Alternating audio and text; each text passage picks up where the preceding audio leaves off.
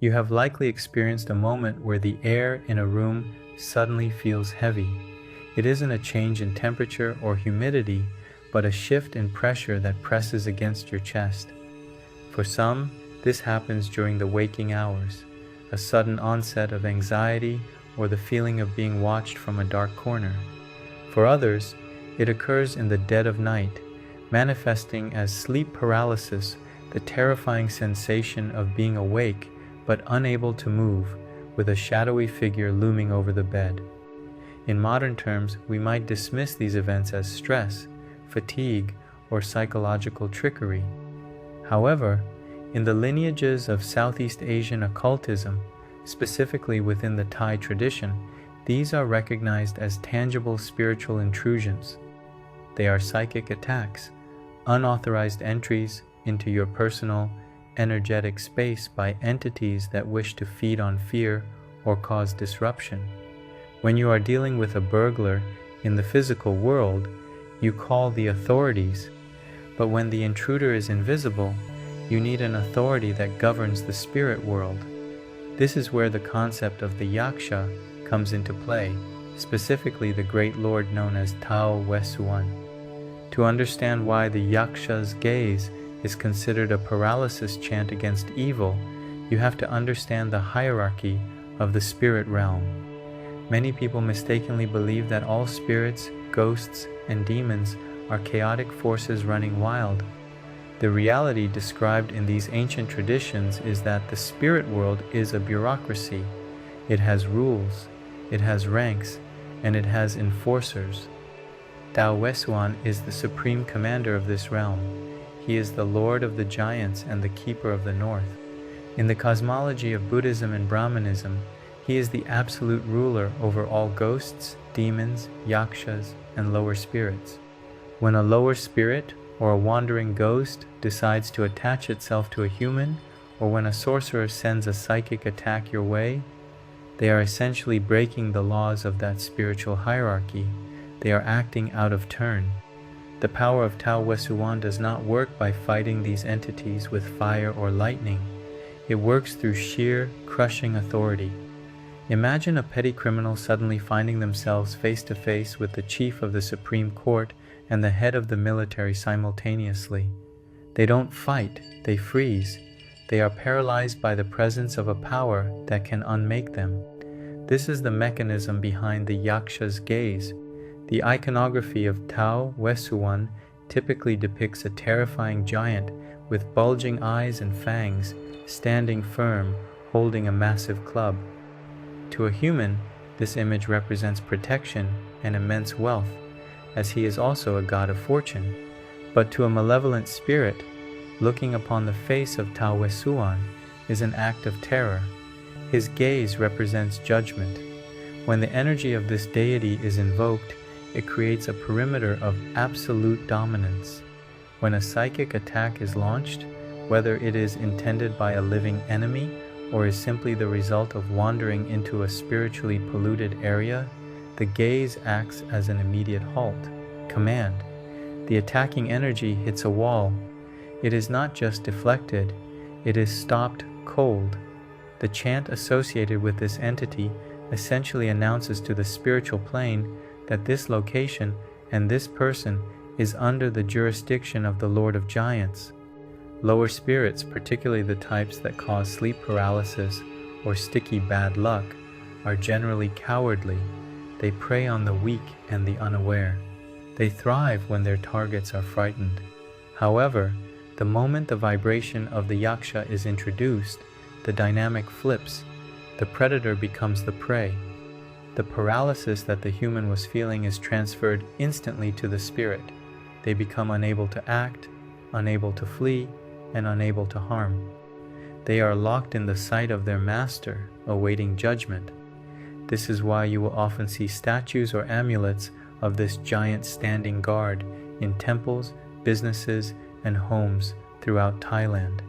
While the chanting creates the vibration, the physical representation of the yaksha serves as a constant territorial marker. It is a signpost that tells any passing energy that this space is occupied by a higher power. Wearing the image of the giant with the club is equivalent to carrying a royal warrant. It creates a bubble of authority that most negative entities will refuse to challenge. The power here is not about magic spells that sparkle or shine. It is about the heavy, grounding weight of command. It is the ability to stop a nightmare instantly by invoking the one being the nightmare is afraid of.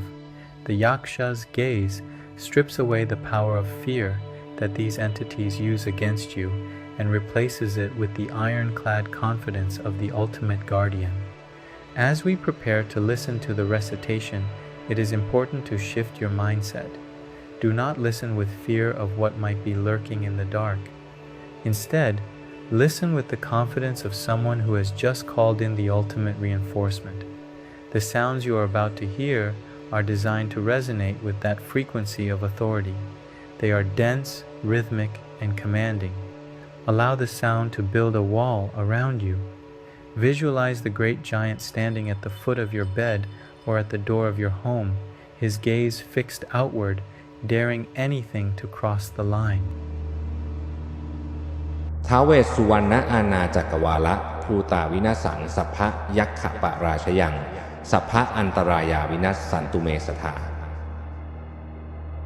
ท้าวเวสสุวรรณอาณาจักรวาละภูตาวินาสังสัพพะยักขปะราชยังสัพพะอันตรายาวินัสสันตุเมสถาท้าวเวสสุวรรณอาณาจักรวาละภูตาวินาสังสัพพะยักขปะราชยังสัพพะอันตรายาวินัสสันตุเมสถา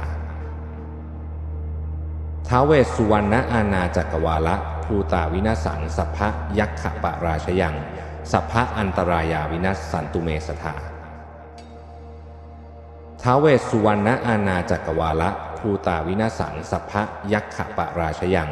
สัพพะอันตรายาวินัสสันตุเมสถาท้าวเวสสุวรรณอาณาจักรวาละภูตาวินาสังสัพพะยักขปะราชยังสัพพะอันตรายาวินัสสันตุเมสถาท้าวเวสสุวรรณอาณาจักรวาละภูตาวินาสังสัพพะยักขปะราชยัง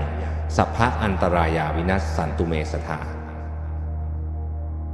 ท้าวเวสสุวรรณอาณาจักรวาละภูตาวินาสังสัพพะยักขปะราชยังสัพพะอันตรายาวินัสสันตุเมสถาท้าวเวสสุวรรณอาณาจักรวาละภูตาวินาสังสัพพะยักขปะราชยังสัพพะอันตรายาวินัสสันตุเมสถาท้าวเวสสุวรรณอาณาจักรวาละภูตาวินาสังสัพพะยักขปะราชยังสัพพะอันตรายาวินัสสันตุเมสถาท้าวเวสสุวรรณอาณาจักรวาละภูตาวินาสังสัพพะยักขปะราชยังสัพพะอันตรายาวินัสสันตุเมสถาท้าวเวสสุวรรณอาณาจักรวาละภูตาวินาสังสัพพะยักขปะราชยังสัพพะอันตรายาวินัสสันตุเมสถาท้าวเวสสุวรรณอาณาจักรวาละภูตาวินาสังสัพพะยักขปะราชยังสัพพะอันตรายาวินัสสันตุเมสถาท้าวเวสสุวรรณอาณาจักรวาละภูตาวินาสังสัพพะยักขปะราชยังสัพพะอันตรายาวินัสสันตุเมสถาท้าวเวสสุวรรณอาณาจักรวาละภูตาวินาสังสัพพะยักขปะราชยังสัพพะอันตรายาวินัสสันตุเมสถาท้าวเวสสุวรรณอาณาจักรวาล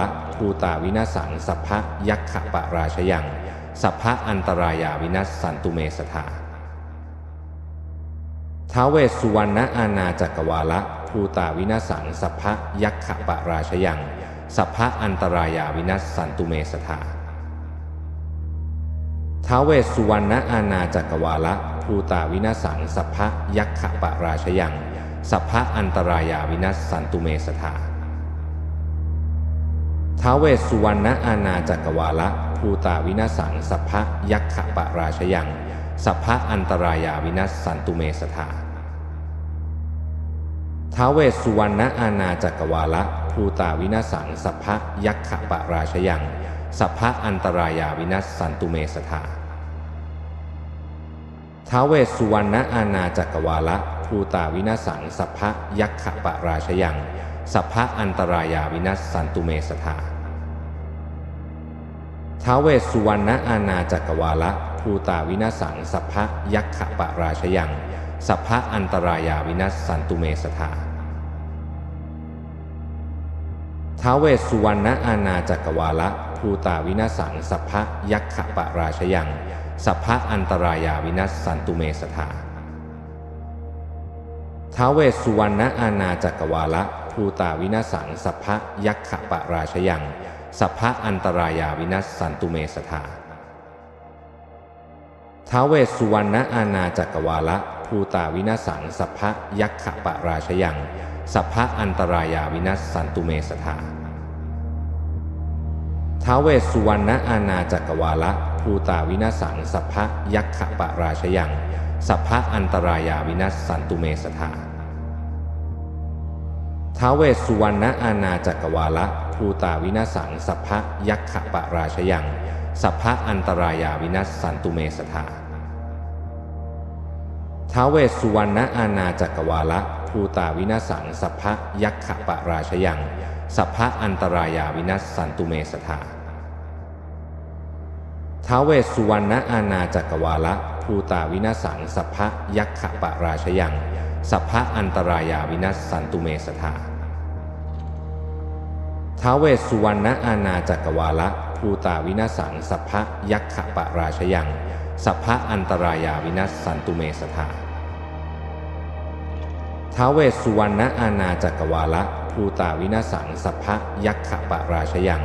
สัพพะอันตรายาวินัสสันตุเมสทาท้าวเวสสุวรรณอาณาจักรวาละภูตาวินาสังสัพพะยักขปราชยังสัพพะอันตรายาวินัสสันตุเมสทาท้าวเวสสุวรรณอาณาจักรวาละภูตาวินาสังสัพพะยักขปราชยังสัพพะอันตรายาวินัสสันตุเมสทาท้าวเวสสุวรรณอาณาจักรวาละภูตาวินาสังสัพพะยักขปราชยังสัพพะอันตรายาวินัสสันตุเมสทาท้าวเวสสุวรรณอาณาจักรวาละภูตาวินาสังสัพพะยักขปราชยัง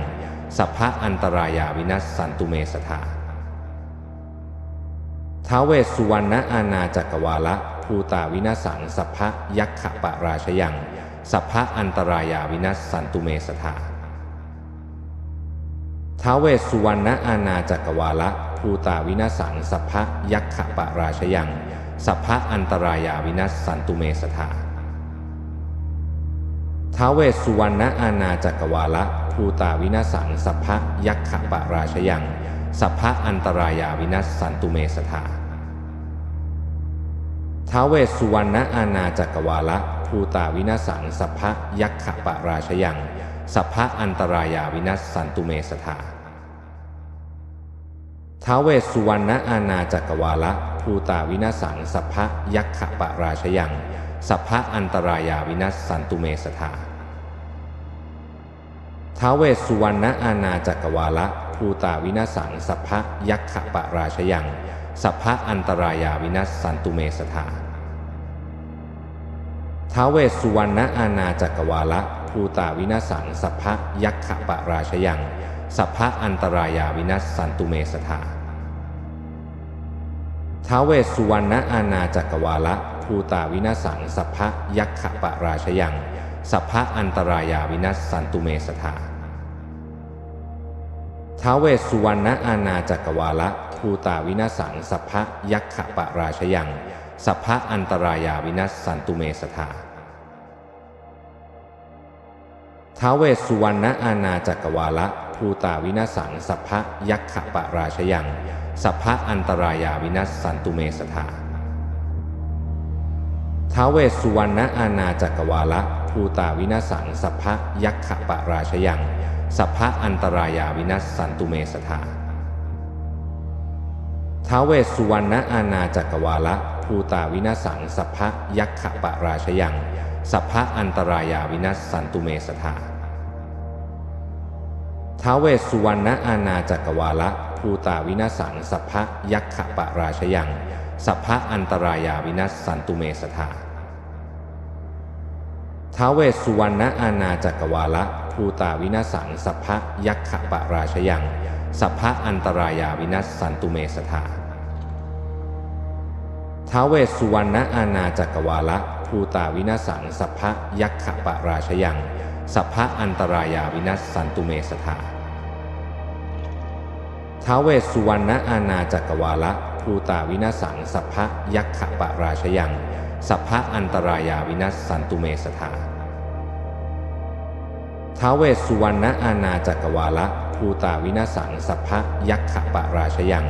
สัพพะอันตรายาวินัสสันตุเมสถาท้าวเวสสุวรรณอาณาจักรวาละภูตาวินาสังสัพพะยัคขปะราชยังสัพพะอันตรายาวินัสสันตุเมสถาท้าวเวสสุวรรณอาณาจักรวาละภูตาวินาสังสัพพะยัคขปะราชยังสัพพะอันตรายาวินัสสันตุเมสถาท้าวเวสสุวรรณอาณาจักรวาละภูตาวินาสังสัพพะยัคขปะราชยังสัพพะอันตรายาวินัสสันตุเมสถาท้าวเวสสุวรรณอาณาจักรวาละภูตาวินาสังสัพพะยัคขปะราชยังสัพพะอันตรายาวินัสสันตุเมสถา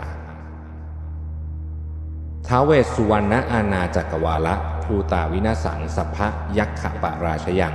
สัพพะอันตรายาวินัสสันตุเมสถาท้าวเวสสุวรรณอาณาจักรวาละภูตาวินาสังสัพพะยัคขปะราชยังสัพพะอันตรายาวินัสสันตุเมสถาท้าวเวสสุวรรณอาณาจักรวาละภูตาวินาสังสัพพะยัคขปะราชยังสัพพะอันตรายาวินัสสันตุเมสถาท้าวเวสสุวรรณอาณาจักรวาละภูตาวินาสังสัพพะยัคขปะราชยังสัพพะอันตรายาวินัสสันตุเมสถา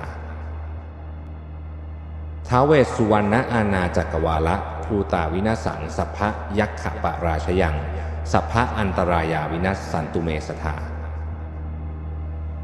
ท้าวเวสสุวรรณอาณาจักรวาละภูตาวินาสังสัพพะยัคขปะราชยังสัพพะอันตรายาวินัสสันตุเมสถา